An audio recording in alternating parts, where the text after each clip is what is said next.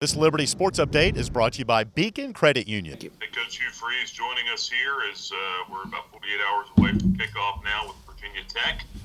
And Coach will be taking some questions from you guys. Coach, if you want to go ahead and start, though, just give us an idea how practice has gone this week, and we'll get into some questions. Had two good ones and two not so good ones. So it's I don't know what that means, but and then obviously Tuesday was off. So that was quite different. So I don't know. It's been a kind of a different week for sure. And we seemed two practices I really liked, and then two seemed a little bit distracted or something. I don't know. Just so hopefully I'm wrong and I'm being overly, which I can be. But I think our kids will be excited and they'll show up and be ready to play. Very good. We'll take questions now for Coach Freeze. If you want to use the raise hand option here on Microsoft Teams, then we'll get to you. Taking questions for Coach Freeze. First up is Connor O'Gara from Saturday Down South. Hugh, I know that you and Gus Malzahn go way back. I mean, being friends for a while, I'm sure had something to do with the Malik Willis connection. How exactly did all that go down in terms of communication? Did you contact him? Did he contact you? What exactly were those messages that were exchanged about him? No, it was, really when Malik entered in the transfer portal, I obviously immediately had an interest in him if he had an interest in us, and I initiated the call to Gus, and man, Gus's first words to me were, "What an incredible kid he is, and great teammate, and obviously a very good athlete." And so, he couldn't give him enough high marks on the type of person he is, and I wanted to know that first. Obviously, if we want to go down that road, and I'm quite sure that I'm sure he probably told Malik at some point, man, you would be a good fit to go with Coach Freeze, but I don't know if there's much beyond that. Obviously, it was Malik and his family's decision, but Gus's recommendation on him really, gave me in my mind anyway, the green light to go on him, and from that point, it was just the unknown of. Because of there wasn't a sample size to see can this kid in a game, function at this level and throwing the football and making the right decisions and all those things. So that was really the only unknown I had after talking with Gus. Gus said that he's not surprised at all to kind of see what he's been able to do this year, and that he's just so happy for him, just a wonderful person.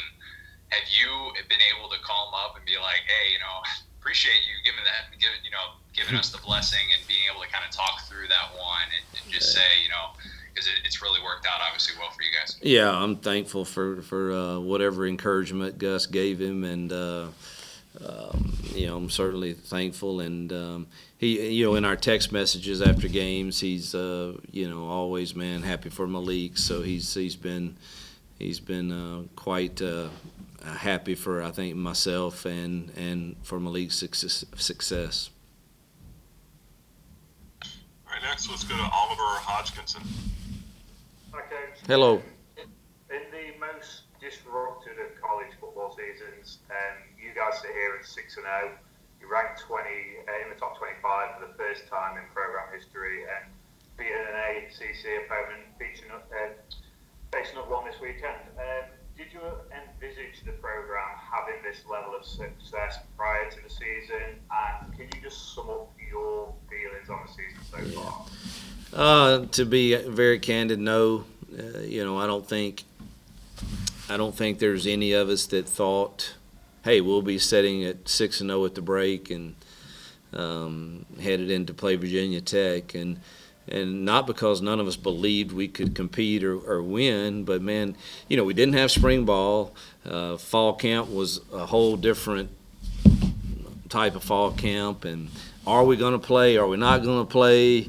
Are we having a season or are we not? And trying to catch up on the conditioning and the strength training that we missed, all of that stuff. It's just it would have been really hard for you to say, hey, we're going to roll out there and beat a 9-win Western Kentucky team or ACC opponent in Syracuse, or Southern Miss that's traditionally very, very strong, or an FIU with Florida athletes, and all you just in year 2 of FBS play, of full-time FBS play, and our roster's still not totally full of FBS players, and so no, I don't think, in all honesty, I could have said before the season that we would have been sitting here at 6-0.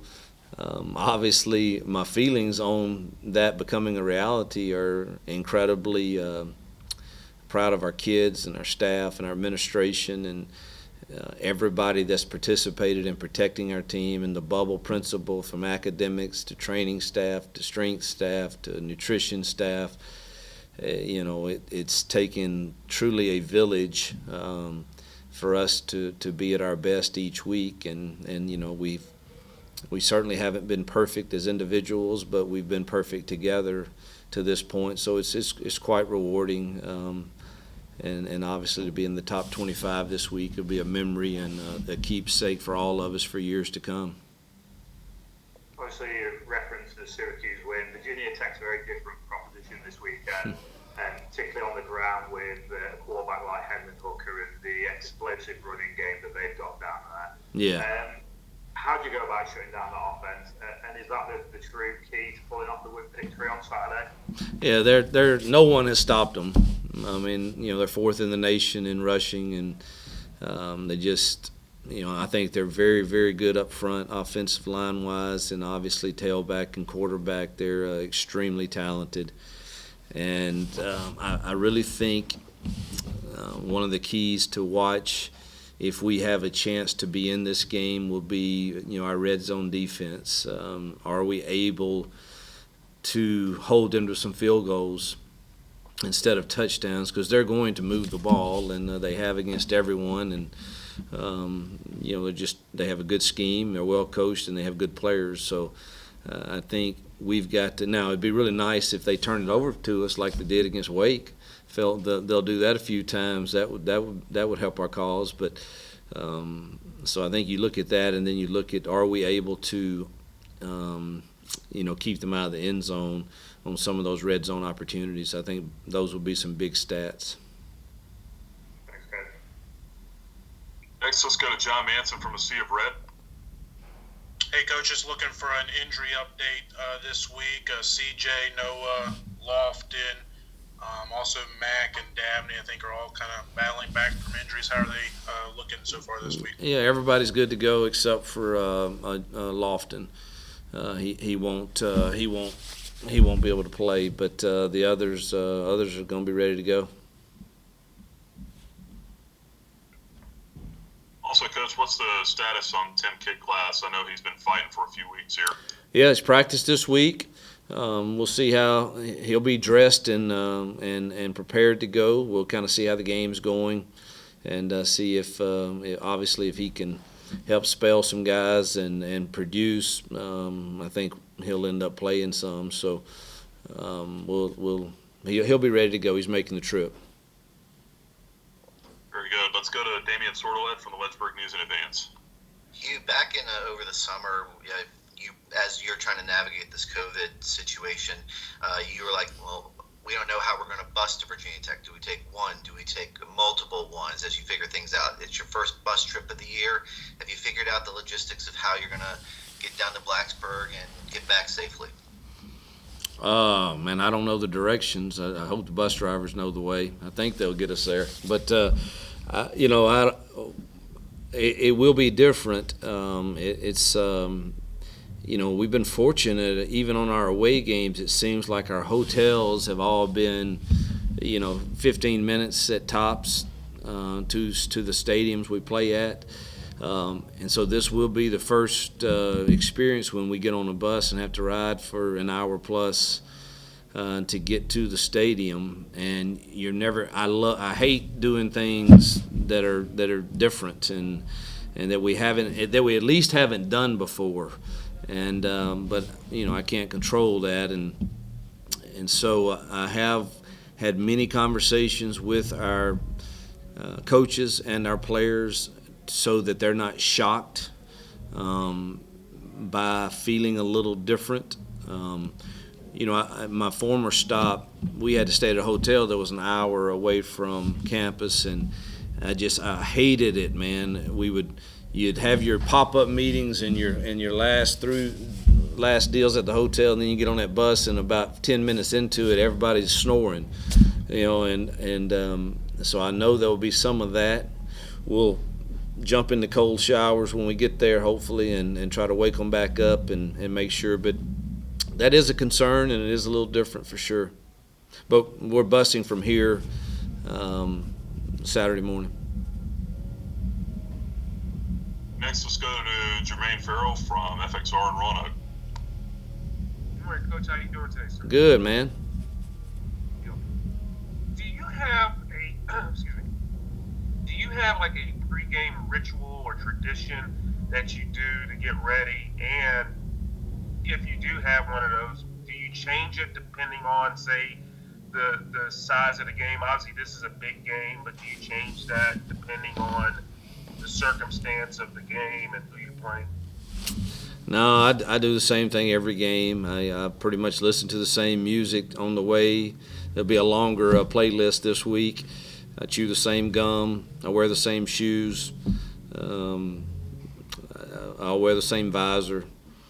The whole week is the same for me, so it doesn't really whether the opponent's Virginia Tech or someone else. It's going to be pretty much the same. It'd be the same song, same routine. I'll eat the same thing. What's your go-to song, and what gum do you chew? Well, first half is Big Red, second half is Bazooka. So go-to song is Eric Church and Chris Tomlin. I both of those. Maybe a little bit of Jason Aldean too on this long bus trip. But those three will be the pretty much the playlist. When you talk about a bus trip, does it kind of bring you back to your high school days when you were coaching, when you had those sort of semi-long bus rides? High school, we were fortunate in the city of Memphis. You didn't have many of those, but I can tell you this: when I was the head coach at Lambeth, those 11-hour bus rides at NAIA, that's a different animal now. We used to have some really long bus rides those 2 years, and some great memories though. But I'm glad I don't have to do that much anymore. All right, let's go back to Connor, and then we'll get to Oliver. Was there a moment in which, after Malik had committed and, you kind of are getting to know him, that you realized that your personalities were going to mesh really well? You said, Gus is he's more intense, you're a lot more low-key. Was there just kind of this realization that you had at any point where you realized that you were going to be able to work really well with him?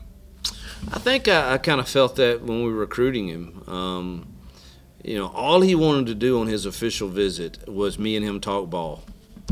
He didn't need a host. He didn't, he's a mature kid. He didn't really want to. I don't need to, we made him talk to Miss Bites in academics, but he says I want to just talk ball with you, Coach, and Coach Austin was a part of that also, and so I just could tell this guy he loves ball. He wants to be coached. He wants to learn our system, and I wanted to see how fast he could pick up on some stuff too. And so I'm glad that's how that official visit went. But I remember Friday night and Saturday a good part, and then even Sunday morning before we left, we're on the board, and I'm trying to see, hey, can you remember kind of what my thinking is on this stuff? And he was a very quick learner, and so I just kind of felt. Obviously, we hadn't been on the field together, and he sometimes I'm a bit sarcastic and to quarterbacks in particular, and he probably hadn't experienced that part of me. While I don't yell and scream too much at him, I can say things that cut sometimes. I have to tell him, man, I believe in you, right? But he hasn't been the greatest practice player when he first got here. And that has changed. I mean, the Southern Miss game, it was his best week of practice.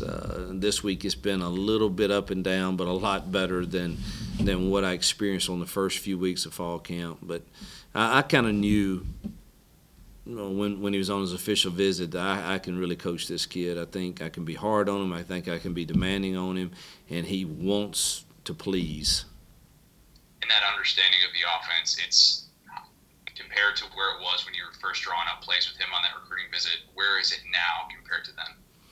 Well, thus far I literally have, I couldn't be more pleased. I think, obviously he's fumbled the ball a few times, which that has nothing to do with his understanding of the offense. We've got to do a better job because he's taking some hits he probably don't have to. But man, if you go through a game as a quarterback in our stuff that has a lot of stuff going on and a lot of decisions have to be made post snap, and you are right 80% of the time, you've had a pretty dang good day, and he's been that way most every game. The one game against Monroe, he didn't grade out. Decision making was incredible that game. But execution, he overthrew a lot of deep balls and just didn't maybe throw it as quite accurate. But that happens. But his decision making was still off the charts that game. So I'm really pleased. All right, let's go to Oliver, then we'll go back to John. Coach, Notre Dame has slid seamlessly into the ACC this season. As a coach at an independent school, what's your opinion on independents aligning with conferences? And is it something that you'd like to see the program follow suit within the future? Yeah, we'll accept the invitation to the ACC. If y'all are issuing one, we'll take that, and then I'll have to talk to Ian to try to make sure. Now, look, Ian, you got to give me 5 years to recruit ACC players. Don't judge me too quick, but I really do leave all of those discussions up to him and our administration, and I don't really. I think independents. There's some really good independent football schools, and I have great respect for all of them. And look at what BYU and Army have done in recent years. So it's certainly possible to be compared. I think BYU is probably one of the top 10 teams in the country this year, and and Notre Dame, obviously, them being, I don't know what you call it, members of the ACC or semi-members or whatever it is. Obviously, I think that's advantageous for them too to play a schedule like that.